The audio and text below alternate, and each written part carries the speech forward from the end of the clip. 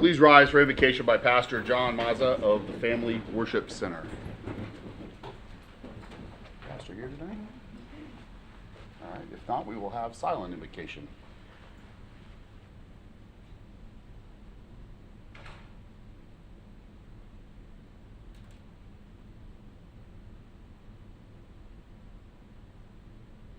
Amen. I pledge allegiance to the flag of the United States of America and to the republic for which it stands, one nation, under God, indivisible, with liberty and justice for all. Will Clerk call the roll? Councilman Foley? Councilman Gephardt? Here. Councilman Green? Here. Vice Mayor Grubbs? Here. Mayor Stiltner? Here. We have a quorum.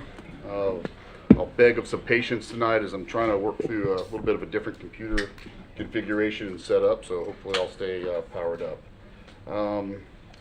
Agenda item number 4, public comments on consent agenda items only. Seeing none.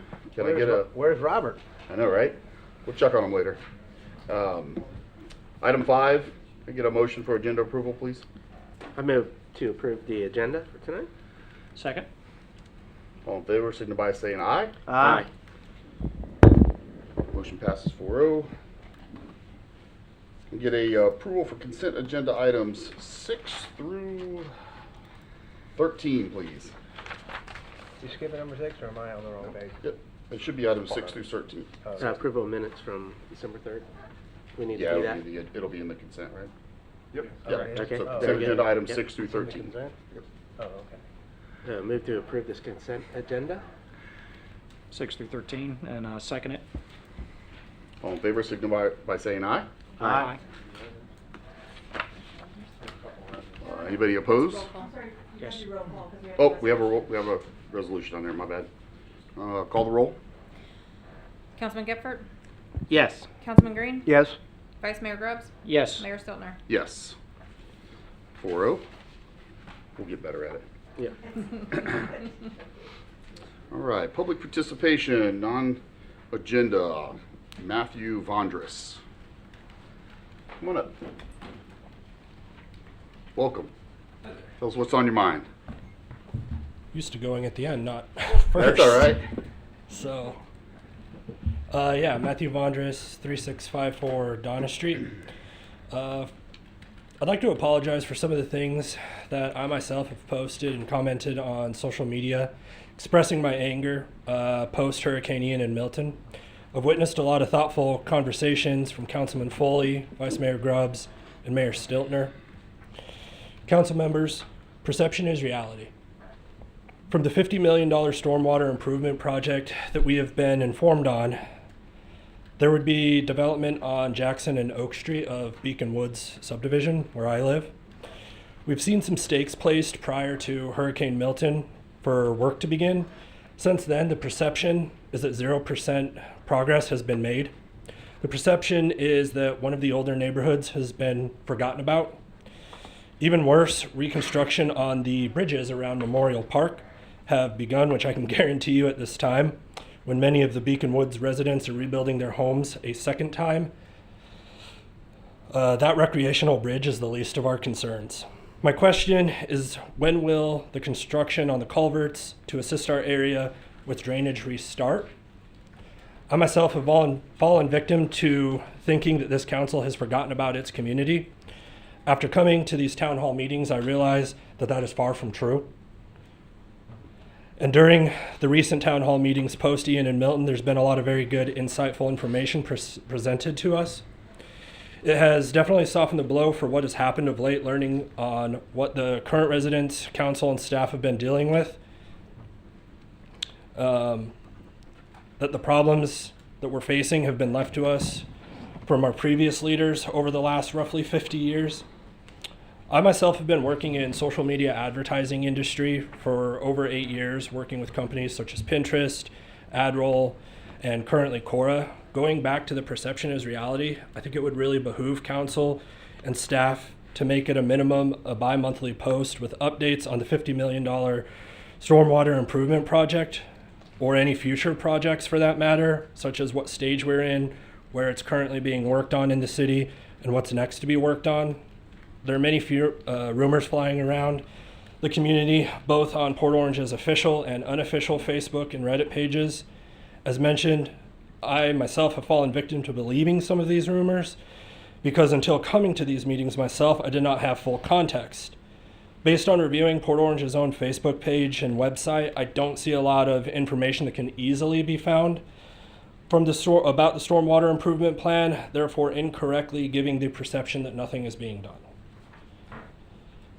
Posting on your guys' on the city's, Go ahead and wrap up your final thought there. Go ahead. Posting on the city's social media pages would be free, less than 20-minute project for a city social media manager to complete, but reach many citizens and I think help curb the anger and distrust circulating around the mayor and council members. If this is something that the current city social media manager does not know how to do, please reach out to me. I'd be happy to donate my time to help educate and inform our fellow residents. If nothing else, I think it would help make the residents feel better knowing that they haven't been forgotten about. Thank you. Thank you. Appreciate you. Thank you. Harold Jim White. Come on up, Mr. White. Good evening, Welcome. Mayor, council members.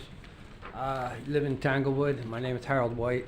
My issue is the water meter that keeps going up and can't get a good answer from whoever I talk to in city utility department or management of Tanglewood Trace. They say it's not their meters, the city's not reading them. I understand that. They just estimate the meter reading. I'm a member of Aquahawk. I guess you're familiar with that. And there's nothing ever on my account that there was a leak or proof that my account had anything. So my meter is just being estimated at 3. It goes up like 3 units, and my bill keeps going up.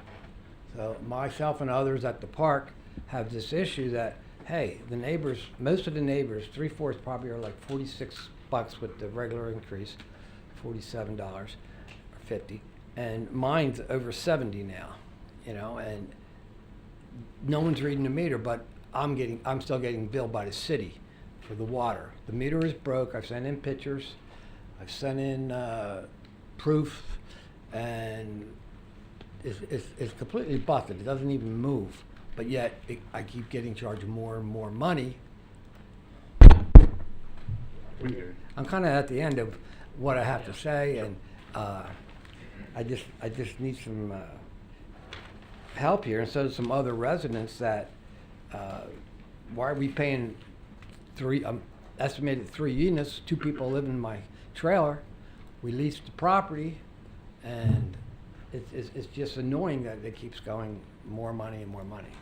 So I don't know if it's a percentage of the clean the sewer water, or it's a percentage of something I don't see or understand the bill, but I've been monitoring them since 2022. They said I used 3,000 gallons of water one month. Maybe it was a hot summer that month, whatever, but I know I'm not using but 1 unit of water like everyone else there. Understand. We'll pass on your information through the city manager's office, have somebody get out with you so they can see what's going on, okay? Thank you. All right. Thank you. Thank you, Mr. White. Any others? No, okay. Item 14, comments and concerns from council. How about it, Mr. Green? Oh, wow, I get to start? Yeah. All right, so I want a couple issues I want to talk about.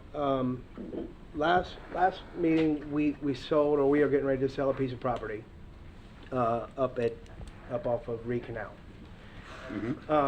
And I don't believe that currently there's any designation for where these funds are going to go.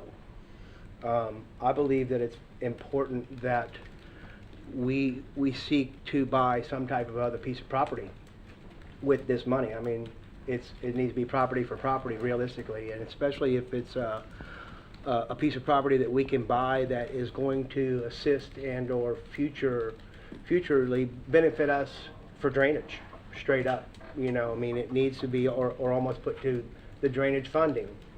So I think it's important that we need to look at where we can put those funds when that thing closes. I don't think it closes for a while, but I think we could utilize that money, and if we're gonna sell a piece of property, we need to buy a piece of property with it. My next thing is, I was wondering, I guess I'm confused. So the consent agenda has the minutes in it? Being consent. So I was just wondering, should we change the order of this agenda or not? But I guess That'll be part of I was a our- little confused as to, you got consent comments, and then you got the other couple of things, and then you get into the consent agenda, and then the public comments. I didn't know if maybe we could reorder it by just We- moving consent agenda comments down to right in front of consent agenda, but, So hold on to that idea, because there'll be a meeting in January where we'll set our procedural rules. okay. And I've already talked to the clerks on a couple of things, that being one of them. I know Councilman Foley has always kind of felt that way, so absolutely, those will be, when we have that on our agenda, we're gonna be looking at that specific one, and any others that you may have in terms of Okay. how we do our order of business. Yeah. So we'll have a good discussion. I was and we'll try confused to- last meeting when. Yeah, I agree. So, Yeah. only because It's I'm the okay. new, only because I'm the newbie. No? All right, good. so, and again, being the newbie, my next subject is gonna be code enforcement. And, I was talking with Robin today, getting a little more information, getting a little more background on where we stand with code enforcement. As we as a city are moving into, maturity. And I think that the way to keep our city pristine and looking good, because it's not gonna be with new construction, it's gonna be maintaining what we have. And I feel like moving forward, code enforcement of properties is gonna be a big deal. And, I know we're in the middle of restructuring some people, so I just wanna plant the seed that it used to be where I thought we always had a one-year annual inspection on commercial properties. I mean, I can take you and I can show you a couple of properties, commercial properties on major intersections in our city that are just filthy. And these are the things moving forward that, that's all we're gonna have. We're not gonna have anything new, being 90% built out. And I think moving forward, code enforcement's gonna be a big deal. I think that code enforcement needs to have some scheduled things where they work a night shift. I think they need to have weekend shifts somehow. And I guess what I really want to know from code enforcement moving forward is what's our goal. I think we need to have a goal, or we need to have a mission moving forward. I think it's going to be important. That's all I have. All right, Councilman so, Gilbert? yeah, I want to trail on that with what Lance has said in reference to the condition of properties once they're developed and occupied. And that's one of the things that I've noticed over the last couple of years. We make it really difficult for someone to develop something in our community. They've got to meet all the landscaping requirements, the setback requirements, the parking requirements, and they do all that, and they open up, and then 3 years down the road, it looks like it's been there for 25 years. And, you know, I'll use, well, I won't point anyone out, but I really think we need to work on that and figure out a way to hold them accountable. I think we do a really good job landscape-wise in some areas, but you get out into some of the newest, largest locations, and it just looks like it's been there for 30 years, and it hasn't. So that's been something that's been on my mind for a long time living here, is the improvement of once it's completed and once it's being occupied, then it just seems to go to no one really cares what it looks like after that. So code enforcement, if that's what they're out to do, we really need to give them the tools they need to make that better, because like you said, we're not growing, we're just improving what we have. In reference to communication throughout the city, and one of our speakers, one of our visitors today brought up that communication. And I use Facebook, and I think the city has done a pretty good job of notifying us of what's going on event-wise. I'd like to share it. People comment on it. And for projects, I think that's a good channel to use. Not everybody uses Facebook, though, but we give them opportunities to be a part of this meeting. And I think, you know, we give everyone an opportunity to speak and come to these meetings and hear what's going on. And if we have to improve our website, let's do that. So that open line of communication is very important. And that's what a lot of people complain about, is we don't really know what's going on. So let's see if we can work on that. That would be wonderful. And then in reference to, I need an education, obviously, on another topic that came up today, because Jim White did call me personally in reference to Tanglewood, and so if you can update us on that in the future. I think I talked to our assistant city manager about that this week. It's very important that we're in the know on that. And in reference to the order of what we do here, you know, over the years we allow people to come up and comment, and we're not going to comment back to them in their 3 minutes. But is there an opportunity where there could be a rebuttal, where someone who's an expert in that information, you know, providing information, might be able to say something back to them while they're here, and not to extend the meeting another hour, but I just think it's, you know, they're taking their time out to come share their concern, and we should be able to reach back out to them, maybe with a quick answer so they have a good understanding. All right, that's it. Just comment on the last one. That was what I was kind of referring to last council meeting when I was talking about us moving up the city manager and city attorney comments right after us. Because what I've seen in the past is it just depends on the length of the agenda and how many people are here. But a lot of times what you see is somebody will bring something up. Either one of us will have the answer, or the city manager or the city attorney quickly. But by the time it gets to their comments, those folks leave. So what we'll start doing is maybe I'll try to be mindful to let folks know, hey, listen, you know, we're going to do this non-consent, non-agenda time for you to speak. If you would like, please stick around. If one of the council members or the city staff wants to comment, they'll do that. If not, they'll reach out to you after. So, but that's a great point, because that's what happens is you know, Wayne or Matt knows the answer and can give it to them right now, and it helps the community because that information goes out. But then if the meeting lasts 45 minutes, hour and a half later before we get to them, a lot of times those folks have gone, people have turned off the TVs, they've stopped watching, and they don't realize that answer was given. So I like it a lot, and that's going to be also something we talked about with the other In item. January? Good. Yeah, so we'll, Excellent. I like it. I agree. I think we need to kind of figure out how to get a better flow so the information gets out there. Yeah. So I'll come back with some other items. Go ahead, Tracy. I'm going to say, coming off the comments of Councilman Jeffhart, one of the things that he said, and what we're just now talking about, is dealing with the communication as you guys are speaking. Matthew Vondras, thank you first off for coming up and making the comments you did at the very beginning. And I have to agree with you. Some of the things that we do very well, and then there's some things that we need to look at.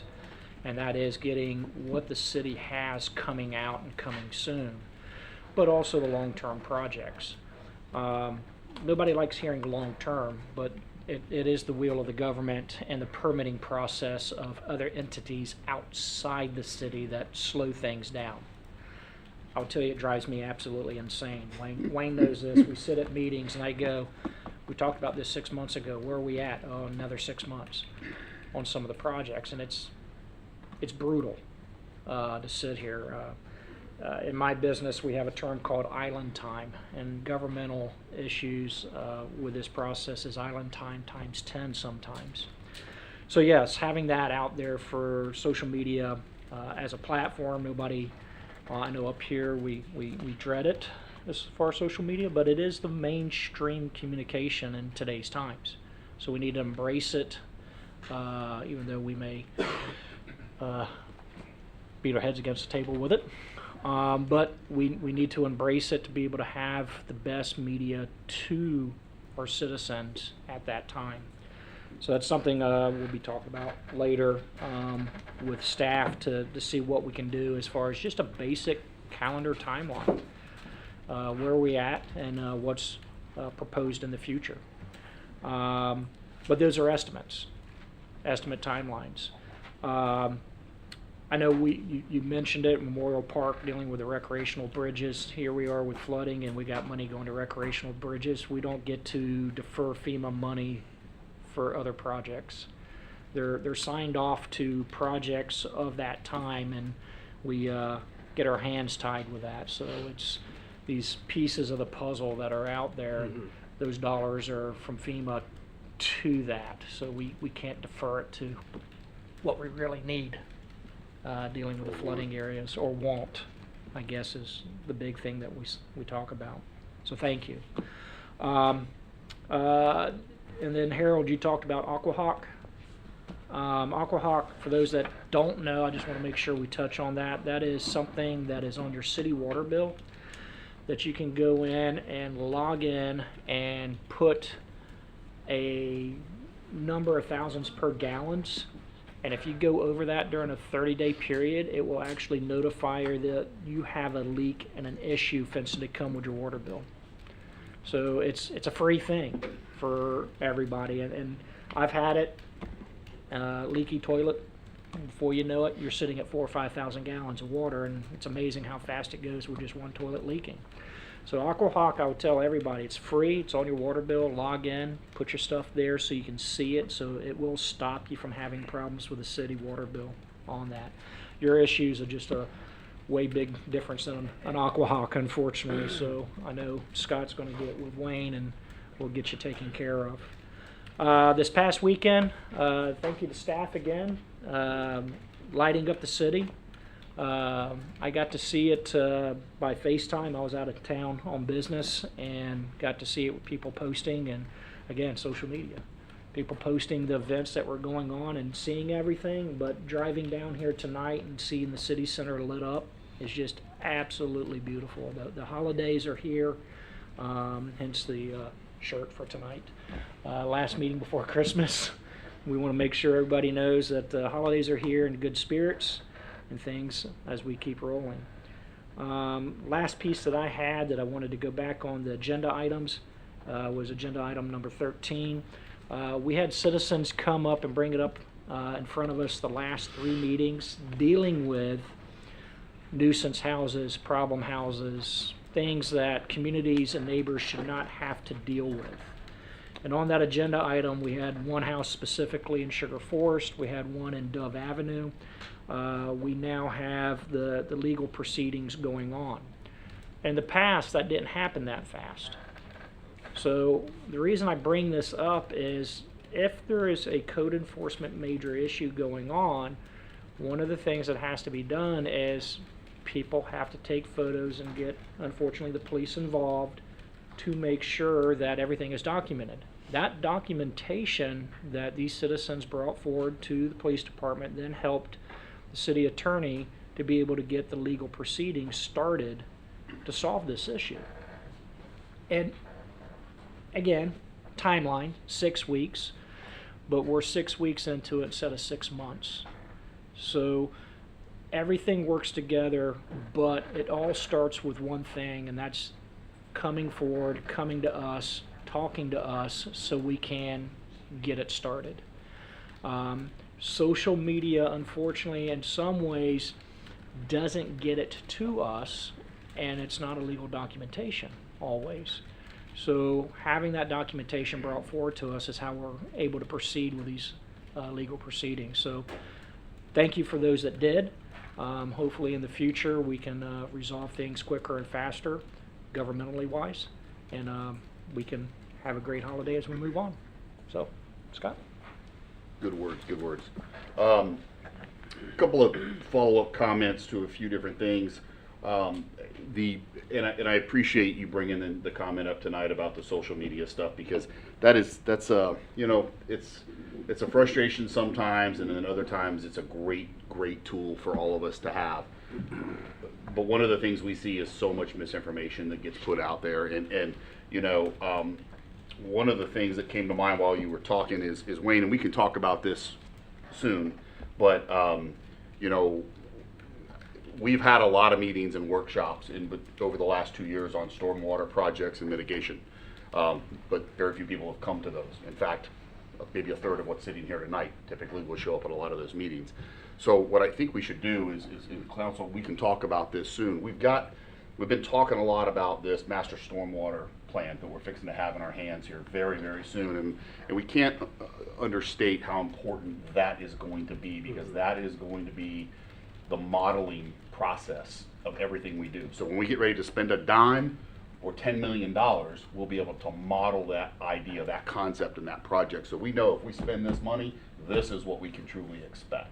And that's something that not only us, but most cities in the county, in our region, have never had. And we're ahead of the game with that. A lot of cities haven't even started that process. So But as part of that, and as we have that meeting, which will be in the next couple of months, what I'd like to do, Wayne, is I'd like to talk about putting an element on our website, on our city website for, and we'll figure out what to call it, but basically what are our stormwater mitigation projects and planning and things like that, where we can at least link prior meetings and workshops, and staff has provided a tremendous amount of resources and what those different projects are and what the timelines look like, and a lot of them are already existing in our capital improvement plans, but it'll just make it easier for us when we encounter someone to say, hey, listen, here's my card, go to the city website, this is what you're looking for, click on there, and all that information's right there. Go through it, and then get back with me if you got any specific questions. If I can't answer, we're gonna get you to staff, because a lot of that information's already there, it's been there. But it's always getting updated and revised. A lot of the frustrations too, people, they hear us talk about ideas, and we have to be careful about that, because we say something up here and sometimes we can pass on the idea, oh, well, that's gonna happen. Well, and then we find out St. John's Water Management District says, no, you can't do that, or DEP says, no, you can't do that, or the state of Florida says, no, you can't do that, or what have you. So we just wanna be cautious of that. We wanna get as much information out there, be as transparent as possible, but there is some good enlightening information coming as soon as we can get this master stormwater plan in our hands and model those projects against it, and then start moving a lot of those things forward. So it is coming, and Tracy couldn't say it any better. It just doesn't move any faster for all of us than we would want to see it, but it is coming. Something I mentioned last meeting, and I wanted to elaborate on. I talked about this idea in January, when we have this meeting and we look at our agenda, what kind of adjustments we want to make to be able to allow residents that bring something up like Councilman Gifford talked about tonight, somebody can respond a little bit quicker to. But one other element I want to bring up that I've already kind of touched on, the city manager. I don't know if I've mentioned this to Matt, so I apologize, Matt, and I hope you guys will all feel the same. But if one of us in our comments inadvertently misspeaks and we say something that is just not true, my expectation is that the city attorney or the city manager, as professionally as possible, when it gets to their comment turn, will say, hey, I just want to clarify something that the mayor mentioned earlier, because what I really don't want to do is I don't want to see us inadvertently put information out there that's false, and then it just goes out there and it never gets corrected. So I think correcting that in time, and it's going to happen. It happens to me. It's going to happen to all of us. The intentions are good, but those folks, what a lot of people don't realize is the form of government we have here. They think that the council and the mayor works at City Hall Monday through Friday, 8 to 5, 45, 50 hours a week. That's not the form of government we have. It's a strong city manager-led form of government. He is 100% in charge of the day-to-day operations, and Matt is in charge of the legal aspect for the city. So they know a heck of a lot more than we're going to know. And if they know that we have said something inadvertently misspoke, it is my intention that they will make that correction during the meeting, if they know it. If they don't, you can beg for some extra time and bring it back to us. So you guys are good with that, right? Absolutely. Okay, perfect. Hey, kudos, huge kudos to city staff, public works, parks and recreation, police department, fire department for all the events over the weekend. Those events, Awesome. they make it look easy. I mean, they do. Yeah. But the amount of work, I mean, just fighting the squirrels that chew through the tree lights and the trees, I know how bad that really is, and that is a thing. As well as logistics and moving a lot of people, and shutting down a 4-lane state highway to have a Christmas parade, and still making sure people who aren't going to the parade get to where they want to go. So truly appreciate everything. It couldn't have gone any better. I know Councilman Gifford at one point the other night, he had a moment, if you don't mind me sharing, he was just looking out at the crowd at City Center and he was like, wow, like this is pretty cool, right? This is really impressive. It was packed. Great weather, great time, so I just want to give my praise. Well, he earned a nickname at the parade as Two Scoops over here. Yeah, right? Yeah. Yeah. 2 scoops. So what's that mean? Yeah. I need to have a little more. That's right. That's right. Incredible turnout at the parade. Weather could not have been any better. Somehow or another, every single year, staff seems to elevate that bar just a little higher. So we're grateful for that. And a comment on the code enforcement. Man, I love it. Wayne can look for an opportunity, maybe in a workshop or whatever. Obviously, get with those individually with any questions. But let's have a little bit of a, we've already talked about this, but have a little bit of a discussion one night on specifically code enforcement. And I will tell you, not to steal the thunder of that, but I will tell you there are some serious complexities when it comes to code enforcement that frustrate us. Absolutely. But they're not created by us. You know, there's a lot of state mandates. There's enforcement, legal issues with a lot of things, especially when people's homes are involved, and you know, it's tough. We can't get the enforcement the way we want it to be, as swift as we would want it to be all the time. But it is one of those things where you have got to be persistent, absolutely persistent. Councilman Green brought up the the commercial properties, or Sean, the commercial properties, and I couldn't agree more. And in fact, over the last, I don't know, month or so, that's one of the things that, you know, I've asked Wayne specifically on is a lot of our commercial properties have let their lighting go at night. Yeah. And here we are, you know, you pass daylight savings time, you got the holidays, people are out shopping. I hate that it's dark at 6 o'clock, but it is. You know, we have fitness facilities and retails and restaurants, and those lights are there for a reason, and they have to be maintained, and they need to be lit up. And so I'm thankful code enforcement has made some gains in that. I've noticed the plaza out there. I don't know why I always forget the name out here where LA Fitness is. And Altria? Is that Altria? Oh, Altamira, thank you. Altamira. I noticed a lot of the lights that hadn't been working in quite a long Yeah, they're time. on the other It's lit up. Yeah. And so that's great, and I want to stay on top of that, and Wayne can bring back some updates.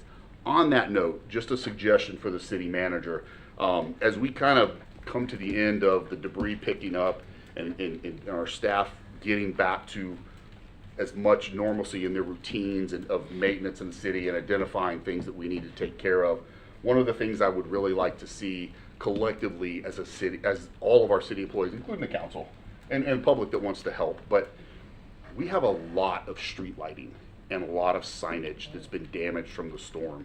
And I don't know how any one person or one department can collectively really, you know, see that all the time. So as our city employees, you know, are out and about, whether it's police, fire, public works, public utilities, city administration, the council, whoever, and you see a sign that's down, it's damaged, it's bent, distorted, lights aren't working at night, we need to be getting those to the city administration team so that that can be organized and pursued over time to get everything back to where it's supposed to be. The See, Click, Fix works. So for us and the residents, that's the easiest way to go if it's not something critical. If we see something like the entire sign's missing, then that's a little bit more urgent, and we'd get that to Wayne and his staff. But that's somewhere I'd like to see us going over the next couple of months and getting that for the interest of public safety. All right, that's all I got for those comments. Anybody think of anything else they want to jump in on real quick? I'm good, thank you. Good. All right. Item 15, first reading of ordinance number 2024-25, comprehensive plan amendment, annual capital improvements, element update. Good evening. Good evening. Good evening, Penelope Cruz Planning. Mayor, would you let me read the block for you? What? But Ellie, if you would hold on 1 second, I'm gonna have the Yes. city attorney read the. Yeah, I thought it went a little fast. We'll open this up for you. Yeah, an ordinance of the City of Port Orange, Volusia County, Florida, amending the comprehensive plan capital improvement element, providing for fiscal year 2025 to 2030 5-year schedule of capital improvements and supporting data, providing for repeal of conflicting ordinances and resolutions, providing for severability, and providing an effective date. Can you put a motion on the floor for me, Vice Mayor? I could, if I had the ordinance in front of me. Let's see here, put a motion for the first reading on 2024-25 comprehensive plan amendment capitals on case number CPAM 24-4. I'll second. Good How about it? Good evening. ahead. Penelope Cruz. So every year we have to come before the council this time of year to update the annual, the capital improvements element. And basically what it is, there's no new information in here. We're basically required by Florida statutes to take the concurrency related adequate public facilities related projects that the council already approved in August and September when the council was approving the capital improvements program and the budget, and take those concurrency related projects and copy them into the comprehensive plan, into this capital improvements element. So that's all this is. It's those concurrency related projects that have already been approved by the council during the budget process, put into the comprehensive plan.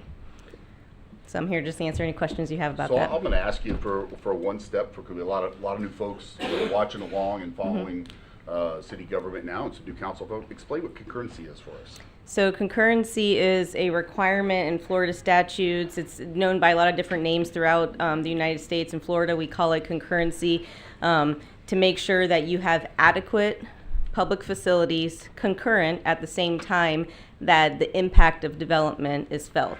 And so in Florida, that includes roads, there's water, sewer.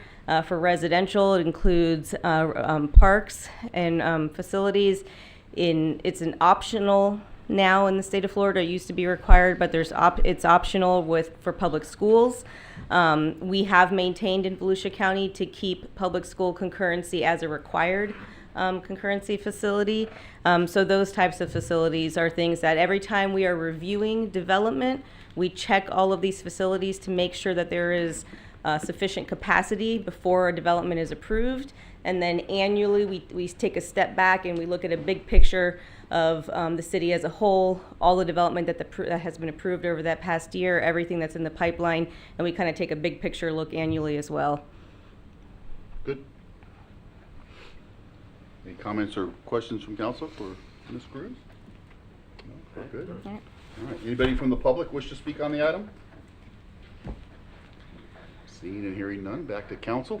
Last shot at this. Wayne, any comments about this from you? All right. Need a roll call or? Yes. All right, call over. Councilman Gephardt? Yes. Councilman Green? Yes. Vice Mayor Grubbs? Yes. Mayor Stiltner? Yes. 4-0. Item 16, city attorney. Take your time. No corrections tonight. No corrections. Thank you.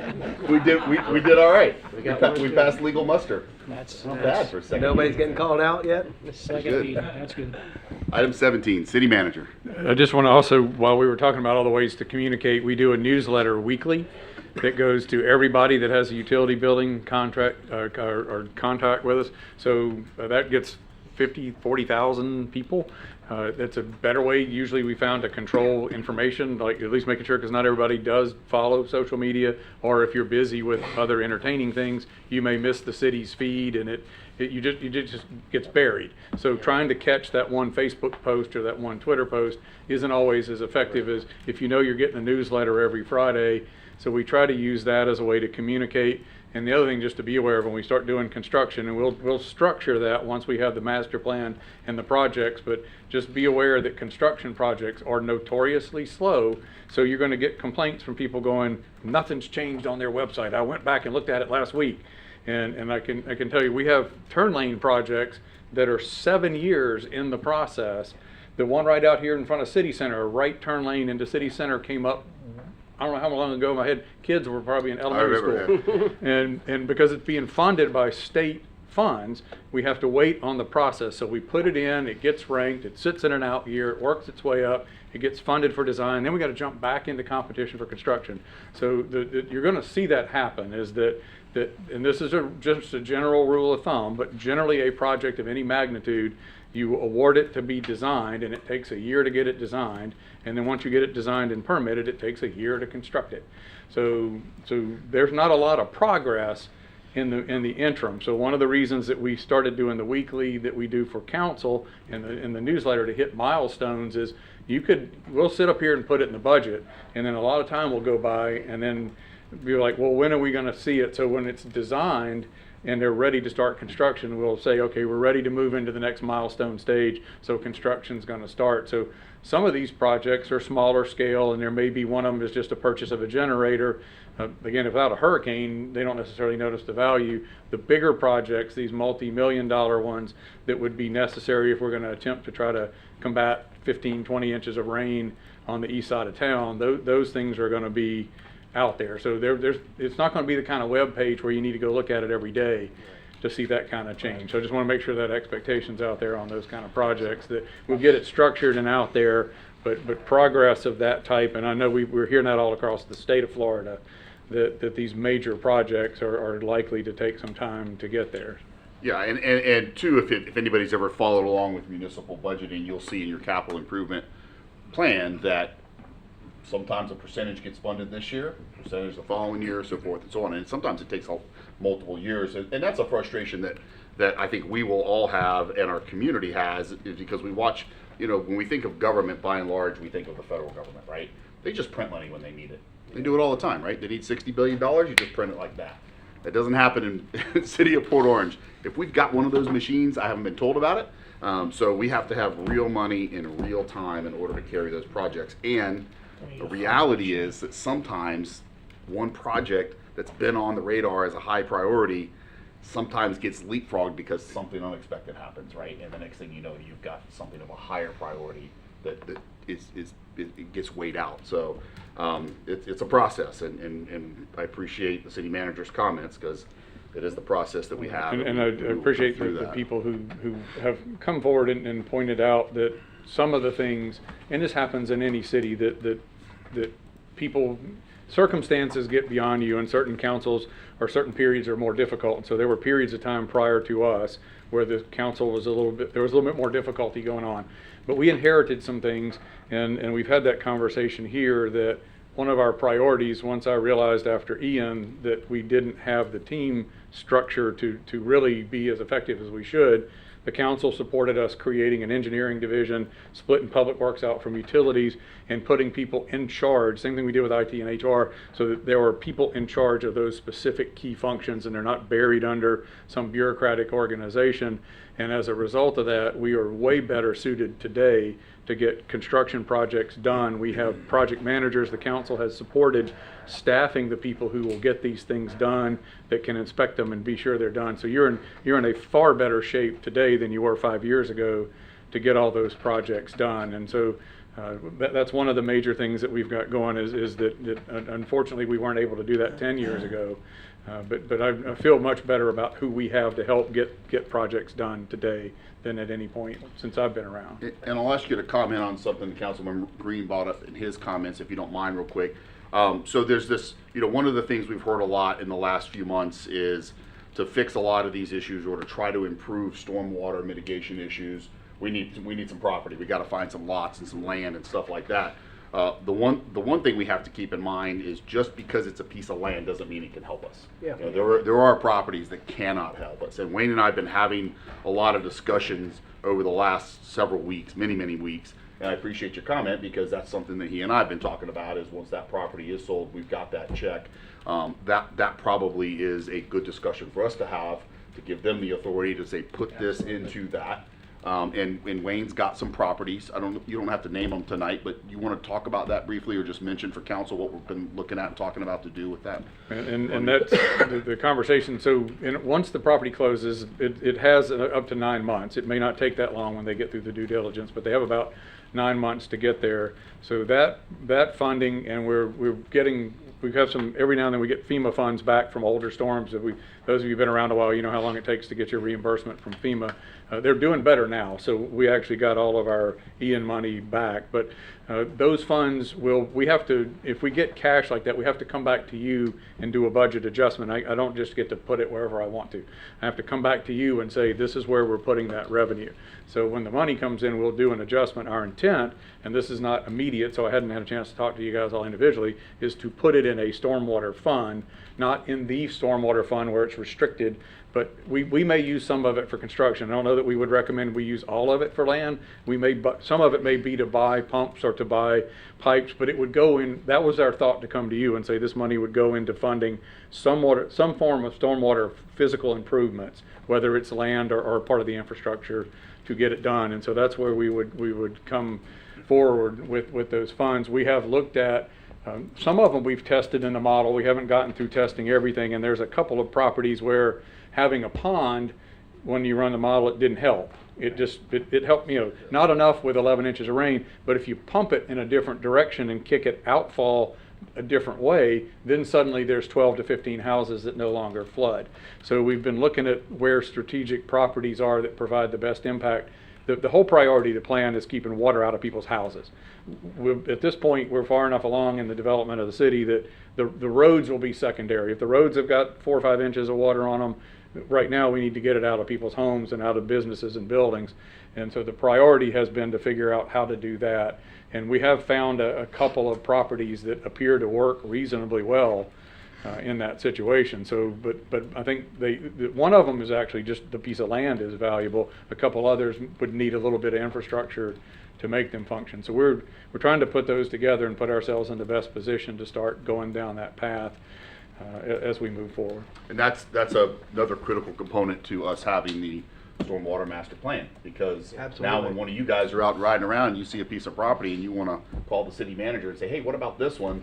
He can have it modeled on that plan. So that's why that's so important, because big chunks of money like that don't come along a lot, and when they do, and we're going to invest them into something so important like this, we need to know Absolutely. at a high level that we really think this is going to be helpful, and that's why that study is so important. So, any other comments on that? We're all good?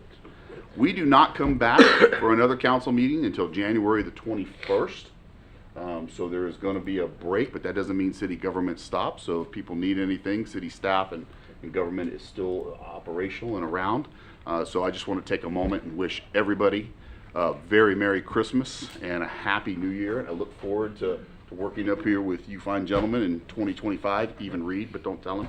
And so I hope you all have a wonderful holiday season. You do the same. All right. Thank you. You guys have a good night.